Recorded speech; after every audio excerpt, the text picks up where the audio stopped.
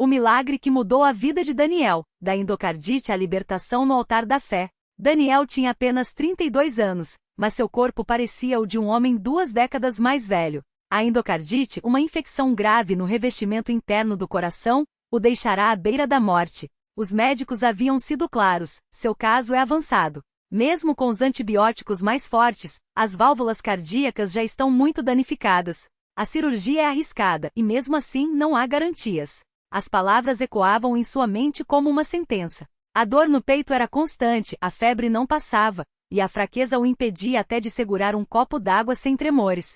Sua esposa, Ana, chorava todas as noites, vendo o marido que antes era cheio de vida se apagar pouco a pouco. Mas o pior não era só o físico. Daniel era autônomo, trabalhava como eletricista e as contas se acumulavam. As despesas médicas haviam consumido todas as economias da família. O desespero bateu quando o banco ameaçou executar a hipoteca da casa. Como vou deixar minha filha de 5 anos sem um teto? Pensava, enquanto a pressão no peito parecia esmagar sua última esperança. Foi então que sua vizinha, Dona Maria, uma senhora de fé inabalável que frequentava a Igreja Universal do Reino de Deus, bateu à sua porta com um convite que mudaria tudo. Meu filho, você já tentou buscar a Deus? Na minha igreja, eu vi pessoas saírem de cadeiras de rodas, câncer sumir, dívidas serem pagas do nada. Deus faz milagres lá, e ele não desiste de ninguém. Daniel, que nunca havia sido religioso, quase riu da ideia. Mas quando viu os olhos cheios de lágrimas de Ana, que segurredava sua mão com força, ele cedeu. Vamos só uma vez, murmurou. O primeiro culto foi um choque. Não era nada daquilo que ele imaginava. Não havia formalidades frias ou sermões monótonos. Assim que entrou, sentiu uma energia diferente. Pessoas cantando com paixão, outras chorando no altar, pastores orando com autoridade. O pastor da noite, um homem de voz firme e olhar penetrante, falava sobre fé como uma chave que abre portas impossíveis. Deus não é um Deus de meia solução. Ele cura, ele libera, ele restaura. Gritava, enquanto a congregação respondia com amém ensurdecedores. Daniel se sentou no fundo, cético, mas algo dentro dele mexeu quando um homem ao seu lado, que parecia ter a mesma idade, subiu ao altar para dar um testemunho. Eu tinha um tumor no cérebro do tamanho de uma laranja. Os médicos disseram que eu não passaria de 3 meses. Mas aqui nesta igreja, através da oração e da corrente de fé, Deus me curou. Os exames não mostram mais nada. A plateia explodiu em glórias e Daniel sentiu um calafrio. Será que, no final do culto, o pastor fez um chamado? Quem aqui precisa de um milagre? Quem está doente, endividado, quebrado? Venha ao altar, porque hoje é o seu dia. Ana o cutucou. Vai, Daniel. Não custa tentar. Com as pernas trêmulas, ele se levantou e caminhou até a frente, onde pastores e obreiros o receberam com sorrisos encorajadores. Um deles colocou a mão em sua testa e começou a orar em voz alta. Senhor, este homem veio até ti com fé. Quebra toda a cadeia de doença em seu corpo. Restaura seu coração, como só tu podes fazer. Daniel sentiu uma onda de calor percorrer seu corpo, como se algo invisível o envolvesse. Foi então que o pastor pegou um frasco de óleo e ungiu sua testa. Este óleo foi consagrado em oração. É a unção de Deus para a sua cura. Daniel fechou os olhos, e pela primeira vez em meses sentiu uma paz estranha. O pastor continuou. Você precisa fazer a sua parte. Participe da corrente de oração às terças e sextas. Traga sua oferta de fé, e não falte à fogueira santa de Israel. Deus honra quem o busca com determinação. Daniel voltou para casa naquela noite com uma centelha de esperança. Ana, que também havia se emocionado no culto, sugeriu que eles começassem a participar das campanhas. Eles falam que quando a gente faz a corrente de oração e dá o dízimo, Deus abre os céus para nós, disse ela. Daniel, que sempre havia sido resistente a essas coisas, agora não tinha mais nada a perder. No dia seguinte, ele depositou o pouco que tinha como dízimo, mesmo com as contas apertadas. Se Deus é fiel, ele vai me ajudar, pensou. As terças e sextas se tornaram sagradas. Daniel não faltava à corrente de oração, onde dezenas de pessoas se reuniam para clamar a Deus por milagres. Os pastores oravam com unção, citando versículos de cura e libertação. Pelo nome de Jesus, eu determino que essa endocardite saia do seu corpo, declaravam, enquanto impunham as mãos sobre ele. Daniel chorava não de dor, mas de uma emoção que não conseguia explicar. Uma noite, durante a fogueira santa, o pastor falou sobre a importância de quebrar maledições com jejum e oração. Muitas doenças são ataques espirituais. Você precisa se firmar na palavra e não desistir. Daniel decidiu fazer um jejum de 3 dias, bebendo apenas água e orando sem parar. No terceiro dia, enquanto estava ajoelhado em seu quarto, ele sentiu algo estranho. A dor no peito, que era sua companheira constante, simplesmente sumiu. Ele se levantou, assustado, e respirou fundo. Nada, nenhuma pontada, nenhuma pressão. Pela primeira vez em meses, seu corpo não doía. No domingo seguinte, Daniel subiu ao altar para dar seu testemunho.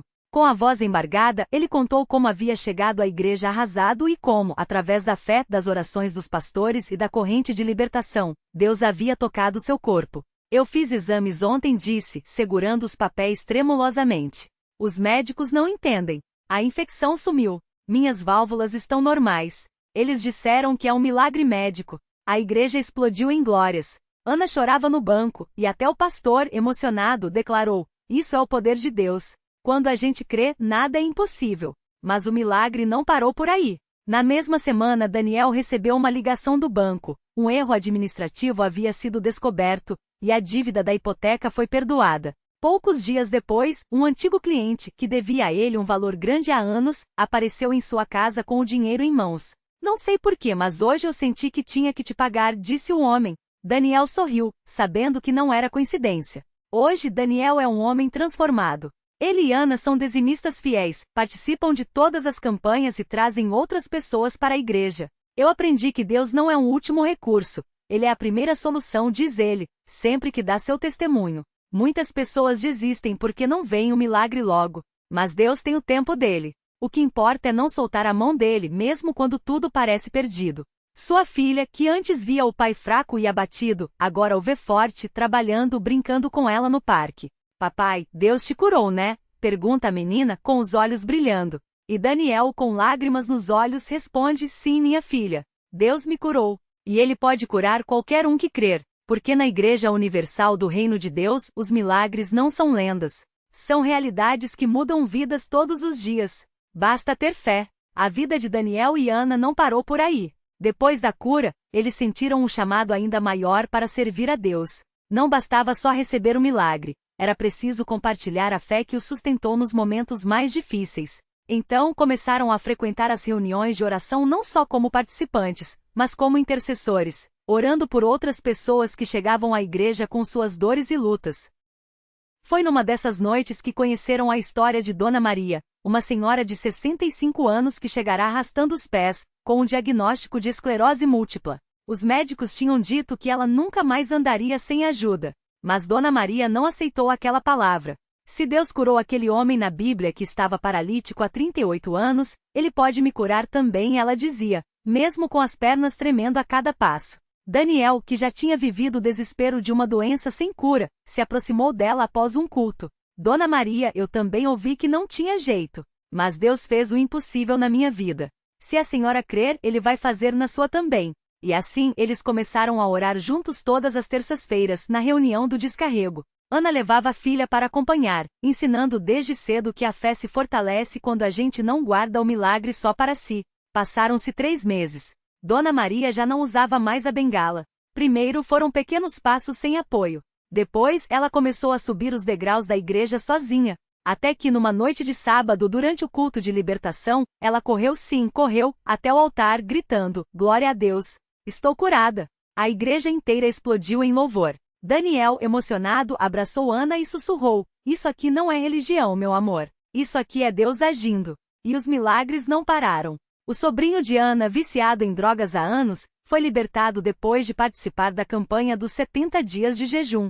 Uma vizinha com um tumor considerado inoperável recebeu o diagnóstico de remissão total, após ser ungida com óleo consagrado. Cada história era um sinal de que, quando a gente coloca Deus em primeiro lugar, Ele age de maneiras que a medicina e a lógica não conseguem explicar. Hoje, Daniel e Ana são obreiros na Universal. Eles não têm formação teológica, não são pastores, mas carregam algo mais poderoso, um testemunho vivo de que Deus ainda faz milagres. Toda semana, eles estão lá na porta da igreja, recebendo as pessoas com um sorriso e uma palavra de esperança. Muitas vezes o que a pessoa precisa ouvir não é um sermão, é um "eu também passei por isso, e Deus me livrou", diz Ana. E a filha deles, que antes via o pai doente, agora cresce vendo pais que não só falam de fé, mas vivem ela. Em cada oração que fazem juntos antes de dormir, em cada oferta que depositam com gratidão, em cada pessoa que trazem para a igreja, eles estão escrevendo uma história que não é só deles. É de uma família que aprendeu que, com Deus, não existe caso perdido. Porque na Universal, os milagres não são coisa do passado. Eles acontecem aqui, agora. Para quem crer. E foi exatamente isso que aconteceu com o seu João, um homem que chegou à igreja arrastando não só o corpo frágil, mas também o peso de um diagnóstico que os médicos tinham dado como irreversível. Doutor, quanto tempo eu tenho? Ele havia perguntado, segurando o papel com letras que pareciam gritar a palavra câncer. A resposta foi fria, técnica, sem esperança. 3 meses no máximo. E mesmo com quimioterapia, as chances são mínimas. Seu João saiu do consultório com a sensação de que haviam lhe dado uma sentença, não um tratamento. Mas a esposa dele, Dona Maria, não aceitou aquilo como resposta final. Ela já tinha ouvido falar da Universal, daqueles cultos onde as pessoas oravam com uma fé que parecia mover até o impossível. Vamos tentar, João. Não custa nada, ela disse, segurando a mão dele com firmeza. E assim, numa tarde de quarta-feira, eles entraram pela primeira vez na igreja. Não sabiam que estavam pisando num lugar onde Deus já tinha marcado um encontro com eles. O pastor nem precisou saber dos detalhes do problema. Bastou olhar nos olhos de seu João para ver o desespero misturado com uma pequena faísca de esperança. Hoje Deus vai te curar, ele declarou sem titubear. E ali, entre lágrimas e clamores, seu João sentiu algo que não sentia há muito tempo: paz. Não era a paz da resignação, mas a paz de quem sabe que está sendo ouvido por alguém maior que qualquer doença. As semanas passaram, e seu João continuou indo aos cultos. Dona Maria não deixava ele faltar, mesmo nos dias em que a fraqueza apertava. Se Deus disse que vai curar, ele vai curar, ela repetia como um mantra de fé. Até que, num domingo de manhã, durante um culto de libertação, algo aconteceu. Seu João sentiu um calor intenso percorrer o corpo, como se uma corrente elétrica dívida estivesse queimando todas as impurezas. Ele caiu no chão não de fraqueza, mas de uma força que o dominou por completo. Quando se levantou, sabia, estava curado. Os exames que vieram depois confirmaram o que ele já sentia. Os médicos, espantados, balançavam a cabeça. Isso não tem explicação científica, disseram. Mas seu João sorria, porque ele sabia a explicação. O meu médico se chama Jesus. Hoje ele está lá, toda semana, ao lado de Dona Maria, contando para quem quiser ouvir como Deus o tirou do vale da sombra da morte. E não é só ele. A igreja está cheia de pessoas como seu João, pessoas que chegaram com um não tem jeito nos lábios e saíram com um Deus fez no coração. Porque na Universal, a fé não é teoria. É prática. É gente de carne e osso, com nomes, rostos e histórias, provando que quando a mão do homem não alcança, a mão de Deus estende. E não há doença que resista a um Deus que ressuscita os mortos, não há problema que supere um Deus que abre o mar, não há situação que vença um Deus que transforma a água em vinho. Se você está lendo isso hoje e pensa que o seu caso é perdido, venha. Não espere a doença avançar, não espere a dívida aumentar, não espere o desespero tomar conta. Deus está te esperando não amanhã, não semana que vem, hoje, agora. Assim como fez com seu João, com Ana e Marcelo, com tantos outros, ele quer fazer contigo. Porque milagre não é sorte. É Deus agindo na vida de quem crê. E a sua hora é agora. Naquele mesmo domingo, enquanto o pastor fazia o apelo final, uma mulher chamada Marisa entrou na Universal pela primeira vez. Ela não tinha planejado vir, na verdade, havia passado meses evitando igrejas, achando que Deus não se importava mais com ela. Mas algo a levou até ali, como se uma voz suave tivesse sussurrado em seu coração. Hoje é o seu dia. Marisa estava com um nódulo no seio, descoberto há 3 meses. Os médicos tinham falado em biópsia, em possibilidades sombrias, em tratamentos longos e dolorosos.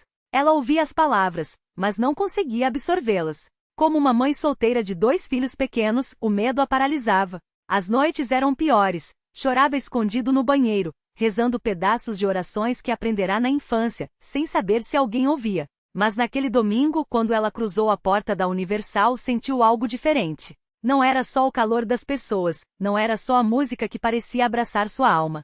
Era como se o ar ali dentro carregasse uma promessa.